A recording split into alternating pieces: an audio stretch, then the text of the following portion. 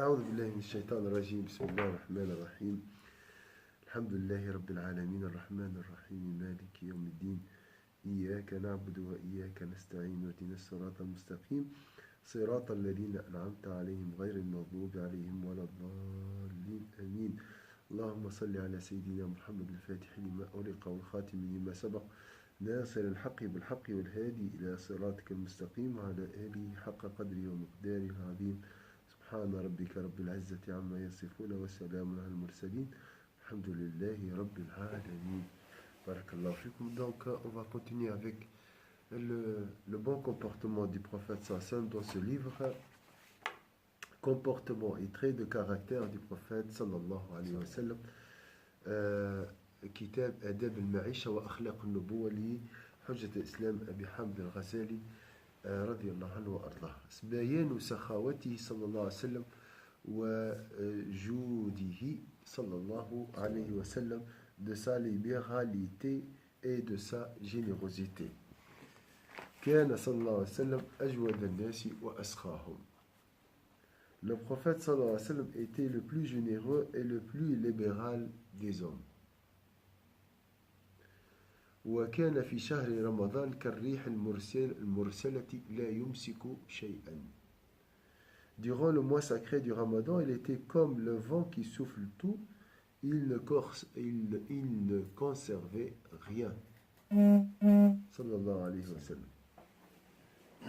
Lorsque Sayyidina Ali, que Dieu soit satisfait de lui, faisait la description du prophète sallallahu alayhi wa sallam, il disait: c'est l'homme le plus généreux, le plus ouvert, le plus sincère dans la parole et le plus respectueux de ses engagements. وكان سيدنا علي رضي الله عنه إذا وصف النبي صلى الله عليه وسلم قال: كان أجود الناس كفا وأوسعهم صدرا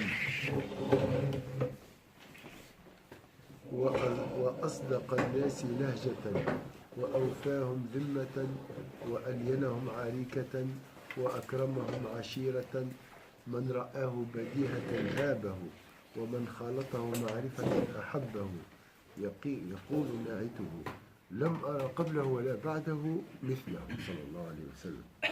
C'est l'homme le plus généreux, le plus ouvert, le plus sincère dont la parole est le plus respectueux de ses engagements. Il avait le tempérament le plus agréable et était la meilleure et la plus noble et était la meilleure et la plus noble compagnie qu'on puisse avoir. Celui qui le rencontrait incidemment éprouvait aussitôt une crainte respectueuse, et celui qui le fréquentait l'aimait. Je n'ai jamais vu son pareil, ni avant lui, ni après. C'est Sayyidina Ali qui témoigne. وما سئل عن شيء قط على الإسلام إلا أعطاه.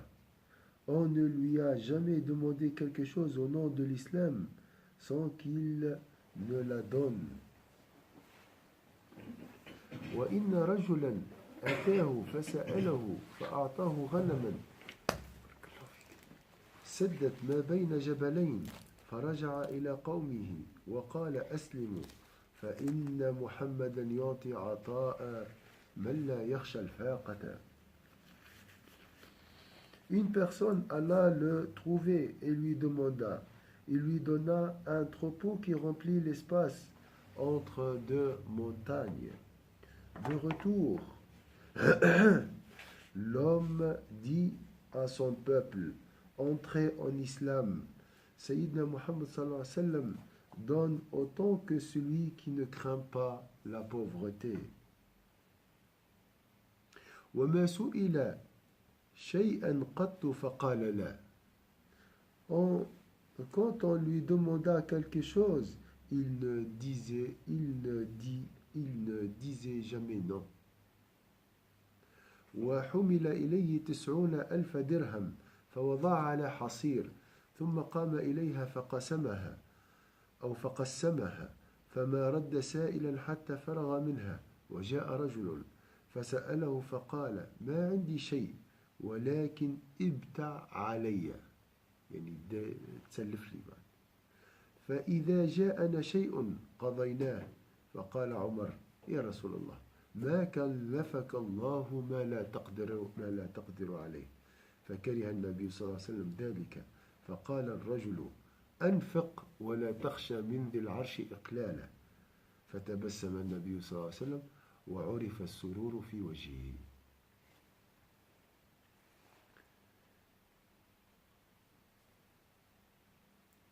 On lui apporta 90 000 dirhams.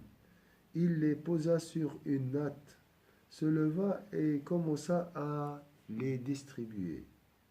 Nul n'en fut privé, et il continua jusqu'à ce qu'il n'en restait plus. Une autre personne vint lui demander quelque chose, et il lui dit: je n'ai rien à te donner, mais va acheter en mon nom. Nous payerons ce que nous devrons. Sayyidina Omar lui dit alors: ô envoyé de Dieu, Dieu ne t'impose pas ce que tu ne peux porter. Ces propos déplurent au prophète sallallahu alayhi wa sallam. L'homme dit alors: dépense et ne crains aucune diminution du détenteur du trône suprême. C'est l'homme qui a dit ça au prophète. Le prophète sallallahu alayhi wa sallam sourit et la joie se manifesta sur son visage sallallahu alayhi wa sallam. ولما قفل من حنين جاءت الأعراب يسألونه حتى اضطروه إلى شجرة فخطفت رداءه فوقف رسول الله صلى الله عليه وسلم وقال: أعطوني ردائي لو كان لي عدد هذه العظاه، يعني الأشجار، نعما لقسمتها على بينكم ثم لا تجدوني بخيلا ولا كذابا ولا جبانا. Lorsqu'il revint de Hunayn, les Arabes l'entourèrent. Donc c'est une bataille où le prophète sallam a gagné beaucoup de chevaux, de bétail et tout. Et le pressèrent. Donc lorsqu'il revint de Hunayn, les Arabes l'entourèrent et le pressèrent tellement de demandes qu'il retrouva sous un arbre. On lui arracha son manteau. Il se redressa alors et dit: rendez-moi mon manteau. Si j'avais autant de chameaux que ces arbres, je les partagerais entre vous. Vous ne me trouveriez alors ni avare, ni menteur, ni lâche. Est-ce que vous avez une remarque concernant la générosité, la libération? Alors ici c'est marqué, non, la libéralité du prophète sallallahu alayhi wa sallam et sa générosité.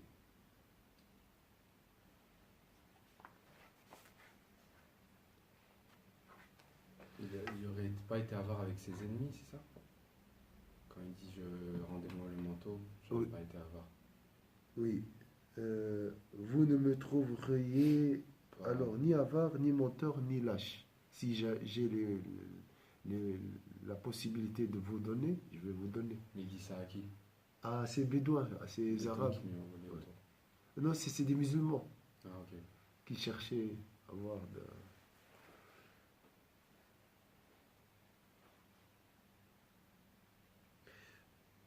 Bayan shaja'ati sallallahu alayhi wa sallam, de sa bravoure. Le prophète sallallahu alayhi wa sallam était l'homme le plus prompt à apporter son aide et le plus courageux. وكان صلى الله عليه وسلم أنجد الناس وأشجعهم. قال علي رضي الله عنه: لقد رأيتني يوم بدر ونحن نلوذ برسول الله صلى الله عليه وسلم وهو أقربنا إلى عدو وكان من أشد الناس يومئذ بأسا. Sayyidina Ali ibn Abi Talib, que Dieu soit satisfait de lui, rapporte: M'aurais-tu vu le jour de la bataille de Badr, lorsque nous cherchions refuge auprès du prophète sallallahu alayhi wa sallam, et qu'il était le plus proche parmi nous de l'ennemi. Ce jour-là, il était l'homme le plus vaillant. C'est juste vaillant, on dit شجاع.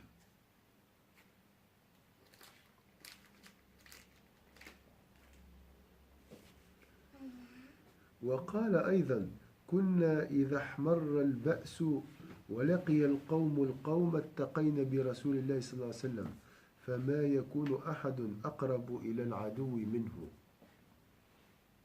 On a dit qu'il parlait et discourait peu. Personne n'était aussi proche que lui de l'ennemi. Pardon. Sayyidina Ali a dit aussi: lorsque le combat faisait rage et que les ennemis étaient tout proches, nous cherchions la protection de l'envoyé de Dieu sallallahu alayhi wa sallam. Personne n'était aussi proche que lui de l'ennemi. قيل وكان صلى الله عليه وسلم قليل الكلام قليل الحديث فإذا أمر الناس بالقتال تشمر وكان من أشد الناس بأسا وكان الشجاع هو الذي يقرب منه في الحرب لقربه من العدو. On a dit qu'il parlait et discourait peu, mais quand il exhortait les gens au combat, il se hâtait et était le premier à affronter l'ennemi. Le plus courageux des musulmans était celui qui était le plus proche de lui durant les combats, car il était le plus proche de l'ennemi. Sallallahu alayhi wa sallam. Quand on parle comme ça, on parle de jihad. Le vrai jihad, c'est armé, hein, parce qu'il y a plusieurs formes. Le meilleur, c'est la chose qui dépasse le jihad armé, c'est le dhikr d'Allah. Ça, on a parlé de ça. Mais le dhikr constant avec présence du cœur, avec ses qualités, il dépasse le jihad armé. Et le jihad armé, c'est pour repousser les transgresseurs. وقال سيدنا عمران بن حسين: ما لقي رسول الله صلى الله عليه وسلم كتيبة إلا كان أول من يضرب. Bien sûr, dans la justice, quand on parle comme ça. Sayyidina Imran ibn Hussein a dit: l'envoyé de Dieu sallallahu alayhi wa sallam n'a jamais rencontré une troupe ennemie sans être le premier à combattre. وقالوا كان قوي البطش. Donc il était calme, mais en même temps très courageux, subhanallah. Nous, on relie toujours le courageux à une personne crieur, on dit, crieur, qui crie, tout ça, qui a les yeux rouges, qui s'énerve vite. Là, c'est pas du courage, c'est ça. Moi, j'ai entendu que le chien qui, qu'on dit, aboie, c'est le chien qui a peur, parce qu'il a peur, il commence à boire, on dit, aboyer, pour éloigner l'ennemi, en fait. C'est pas parce qu'il est courageux, pour te faire peur. Attention, hein, c'est méchant. Hein. Mais le courageux, les silencieux, les calmes. Subhanallah. Sayyidina Amr ibn Hussein, il saluait les anges dans la rue. C'est parmi les gens qui sont connus par ce don extraordinaire. Parce que le prophète, il a dit, on a dit au prophète sallallahu alayhi wa sallam, avec toi, on est vraiment dans les nuages. Nos cœurs sont purs, tout ça. Mais après, une fois on a quitté ces assemblées et nous fréquentons les enfants, le travail, tout ça, nous oublions tout. Est-ce que ça c'est un signe d'hypocrisie? Il a dit: si vous continuez comme vous étiez avec moi, c'est les anges qui viendront vous saluer dans la rue. Et lui, il était parmi les gens salués par les anges.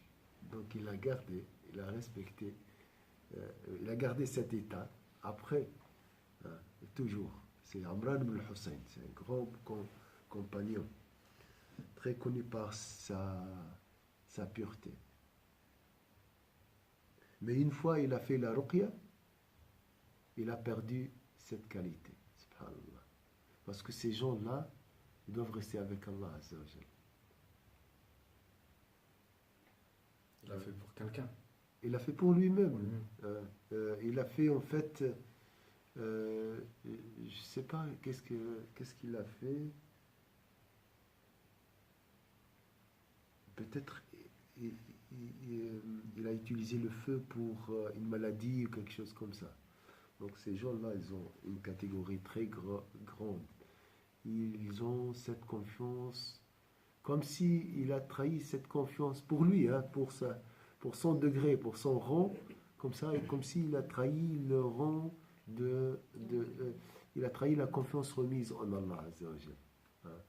Lui, il est attaché à la cause des causes. Donc, bien sûr, on peut utiliser les causes, mais attention, il ne faut pas avoir un attachement du cœur aux causes. C'est ça le problème. Utiliser sans être envahi par la cause. Utiliser la cause sans être possédé par cette cause. C'est très difficile, hein, très difficile. Le travail, oui, mais c'est Dieu le grand pourvoyeur, c'est pas le patron. Travailler, oui, comme il faut, avec excellence, mais le cœur attaché à Allah Azza wa Jal, hein. Mais peut-être, alors, il y avait quelque chose ici, et il a perdu ce don extraordinaire. Donc, les anges entourent les gens qui ont un cœur pur. Donc, Sayyidina Amr ibn Hussein a dit, l'envoyé de Dieu n'a jamais rencontré une troupe ennemie sans être le premier à combattre. On a dit, il était d'une grande bravoure. Bien sûr, les combats dans la vie du prophète sallallahu alayhi wa sallam ne représentaient même pas 7% de sa vie. C'est pas un guerrier, le prophète sallallahu alayhi wa sallam. C'est une miséricorde pour les mondes, sallallahu alayhi wa sallam. Mais il était dans ces combats très courageux. Bien sûr, pourquoi le prophète sallallahu alayhi wa sallam était très, très courageux?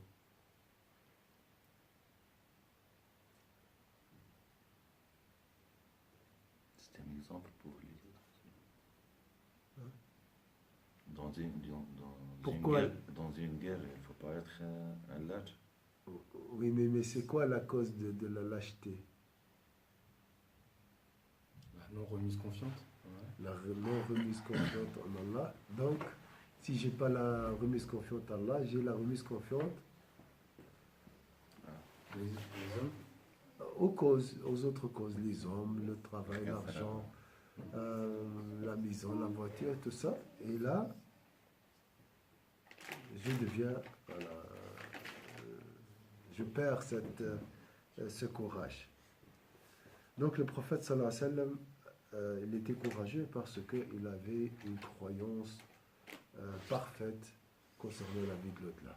C'est question de l'attachement à Allah Azza wa Jalla et à la vie de l'au-delà. Même si je perds, de toute façon, à la fin, Inch'Allah, j'attends le paradis. Mon objectif, c'est pas la vie d'ici-bas et gagner sur cette terre. J'essaye, hein, d'être parfait, tout ça.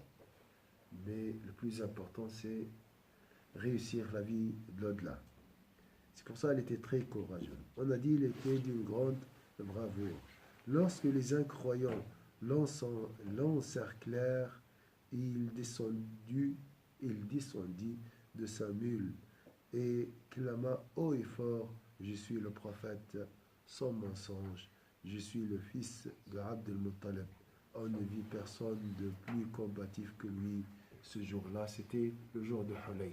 Vous savez, le jour de Hunayn, il y avait combien de musulmans? Il y avait 12 000. Ils étaient vraiment nombreux, comparé à Uhud et Badr, les autres batailles. Ils ont dit, on va gagner, on est nombreux. Alors pendant la guerre, C'était la grande défaite. Et le prophète sallallahu alayhi wa sallam est resté avec 7 compagnons seulement, entouré par 7 compagnons. Et là, il a dit, je suis le prophète sans mensonge, je suis le fils de Abd al-Muttalib. Et là, les compagnons se sont retournés vers lui. ولما غشيه المشركون نزل عن بغلته فجعل يقول أنا النبي لا كذب أنا ابن عبد المطلب فما رؤي يومئذ أحد كان أشد منه. Donc ici le courage c'est lié à l'attachement à la matérialité de la vie d'ici-bas.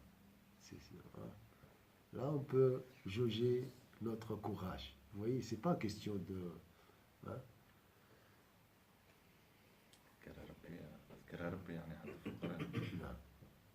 إذا عجبتكم كثرتكم. كثرتكم. يوم حنين. Là, c'est marqué même dans le Coran. Est-ce que c'est clair ici? Alors, de sa modestie, بيان تواضعه صلى الله عليه وسلم. كان صلى الله عليه وسلم أشد الناس تواضعا في علو منصبه صلى الله عليه وسلم. Malgré son rang immense, le prophète صلى الله عليه وسلم était l'homme le plus humble qui soit. قال ابن عامر رأيته يرمي الجمرة على ناقة صهباء لا ضرب ولا طرد ولا إليك يعني مش بعد يعني في يوم ميناء في رمي الجمرات عدد كبير. Ibn Omar, que Dieu soit satisfait de lui et de son père, a dit, je l'ai vu éloigner une chamelle grise monter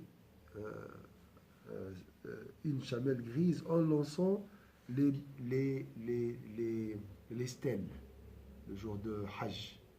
Il jetait les cailloux sans frapper, sans la chasser, ni dire écarte-toi de moi, parce qu'il y a beaucoup de monde. Donc, il attendait son tour. وكان يركب الحمار موكفا عليه قطيفة. Il montait sur un âne en plaçant sur son dos un morceau d'étoffe en poil. Donc, ça c'est pour aujourd'hui comme avoir une voiture très simple, basique, sans option. Hein? C'est presque ça.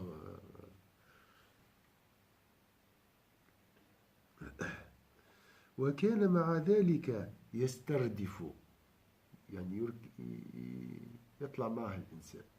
Qui parmi les présidents aujourd'hui accepte de laisser quelqu'un monter avec lui dans sa voiture.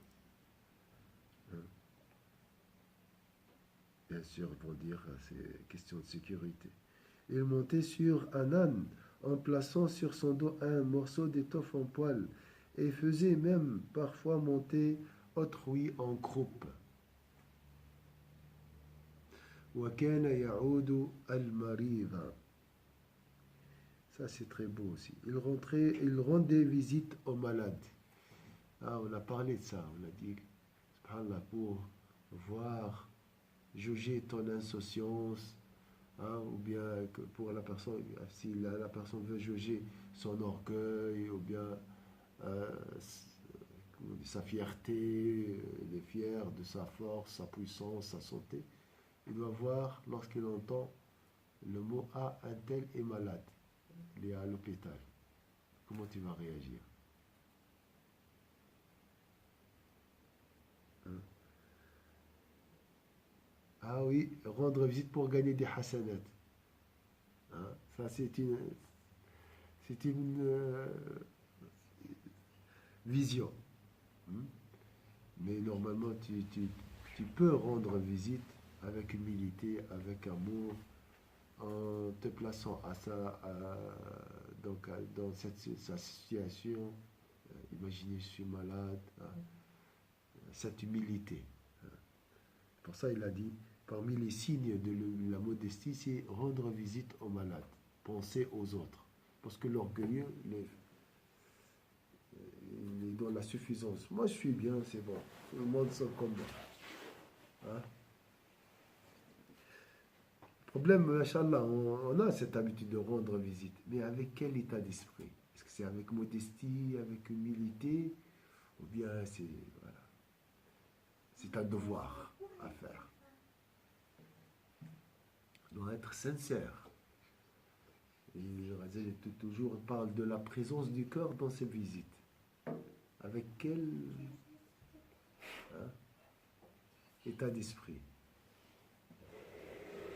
État d'âme, on dit aussi. État d'être. Hein. Est-ce que je suis humble ou bien c'est juste des fois par curiosité, je veux savoir qu'est-ce qui s'est passé. Ou bien pour gagner des hasanat. Mais le cœur,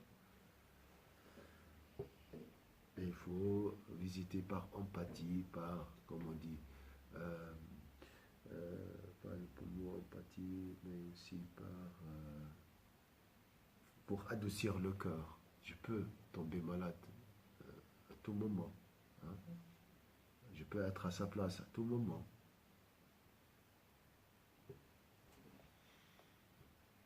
Alors là, il a considéré ça comme signe de modestie. Il rendait visite aux malades.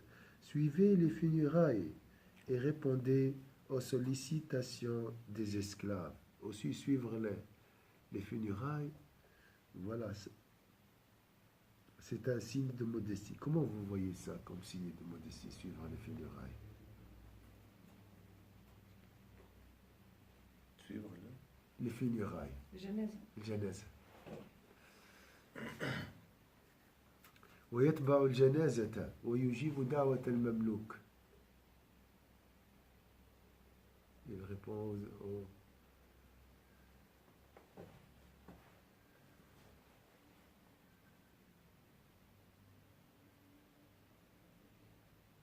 Encore une fois, la réalité de la mort. voilà. Je suis à l'abri. L'orgueil, il dit, c'est la mort. Ça m'intéresse pas. C'est après maintenant. Je suis bien. Tout le monde sent bien. Je veux être bien. Parce que la situation la plus comment dire, l'homme le plus faible sur cette terre, c'est qui? C'est la personne décédée. Il ne peut pas bouger. Il ne peut pas laver son corps. Il ne peut pas mettre le linceul. Il ne peut pas descendre dans la tombe, n'est-ce pas? Donc c'est le malade, il peut bouger. Hein? Mais la personne décédée, vous voyez, il a besoin de la rahma, du monde. Il a besoin de toi. Donc, normalement, il faut imaginer toujours la personne décédée comme quelqu'un qui lance un appel de secours. Il ne le dit pas, hein, tu vois, il ne peut pas le dire. Mais j'ai besoin de toi. Assiste à mes funérailles. J'ai besoin d'un dua. Hein, donc ça, c'est de la générosité de ta part et de la modestie. Mais ça demande beaucoup de... Je consacre un peu du temps.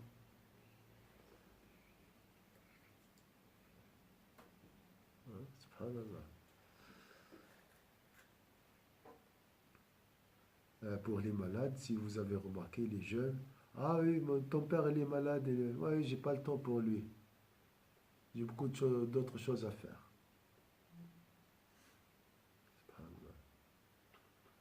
Il y avait une histoire très douloureuse, un fils, son père l'a appelé le soir. Hein. Il a dit, viens mon fils, j'ai besoin de toi. Il a dit, non, mon père, je suis avec des amis, je suis en train de boire, manger. Il était dans un restaurant. Après. Le temps a passé, un jour, 2 jours. Vous savez, hein, le dunya, ça c'est... On est tous occupés. Et 3 jours, il a toqué chez son parent. Si c'est son père, si il vivait tout seul. Il n'a pas répondu. Il a dit, sur moi, il est ailleurs. Mais là, il faisait les courses. Quand même, hein, peut-être il a appelé, il ne répond pas. Il a toqué, il ne répond pas. Et là, 7 jours après, c'était la fin de. Donc, son père est parti. Heureusement, c'était pas. Donc, peut-être il est resté tout seul un jour, heureusement. Donc, c'est pas par orgueil, peut-être le frère, par insouciance, ça arrive, hein, ça arrive. Tu reçois un appel, tu peux pas répondre, mais c'est pas par orgueil. On est tous préoccupés, mais on doit faire un effort, hein, parce qu'on risque, hein, de négliger tout ça petit à petit après. L'égoïsme, hein, l'égocentrisme, on vit tout seul. Voilà. Les intérêts, les soucis, tout ça. Cette idée peut mener à l'orgueil, hein, qui est la maladie des maladies, c'est la source des maladies. Est-ce que c'est clair ici? Alors, il rendait visite aux malades, suivait les funérailles et répondait aux sollicitations des esclaves. Bien sûr, au début, il y a des idées comme il n'y a pas d'intérêt, je vais faire quoi chez lui? Il n'y a pas d'ambiance chez les malades, il n'y a pas d'ambiance au cimetière. Ici, il y a une ambiance, il y a Allah chez lui. Tu vas trouver Allah chez le malade. On a dit ça. Suivait les funérailles, répondait aux sollicitations des esclaves. Donc un pauvre qui t'invite et un riche qui t'invite. Il y a une différence dans les cœurs. Là, j'attends d'aimer, tout ça. Et là, voilà, parce que le prophète, sallallahu alayhi wa sallam, répondait aux sollicitations des esclaves. Je vais essayer d'être humble, hein, déjà c'est de l'orgueil, de descendre un peu et aller vers ces gens. C'est, hein.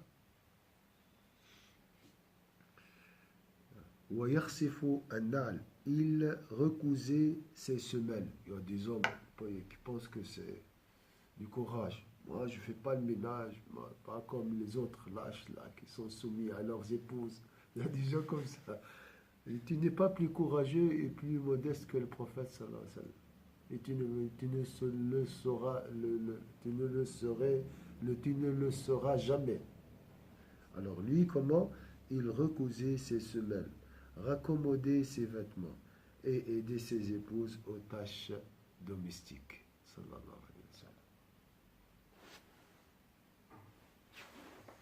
On a vu avant, il coupait la viande avec chez lui. وكان يصنع في بيته مع أهله في حاجتهم. Ses compagnons ne se levaient pas pour lui car ils savaient que cela lui déplaisait. Les pères savants, lorsqu'il vient, tout le monde se lève. Même maintenant, hein, ça c'est... Bon, aujourd'hui, c'est pas respect, rien. Chez les pères, c'était comme des dieux. Hein.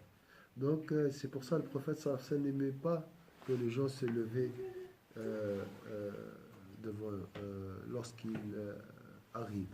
وكان أصحابه لا يقومون له لما يعرفون من كراهته لذلك.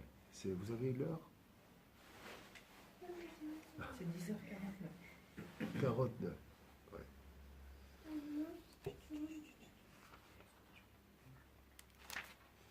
Barakallahu fikum.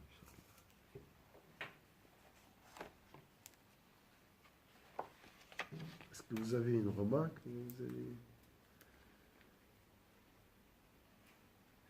Juste la fin. Lorsqu'il croisait les enfants, il les saluait. وكان يمر على الصبيان فيسلم عليهم.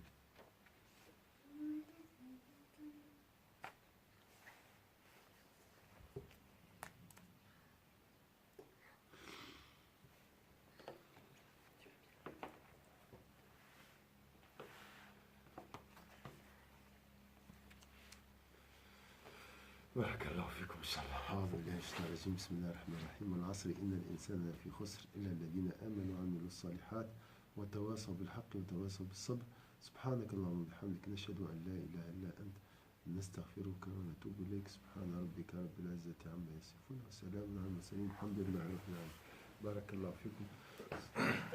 Ce soir, je ne sais pas si je peux faire le cours ou assister à la prière d'Aïcha. Non, c'est bon. خلينا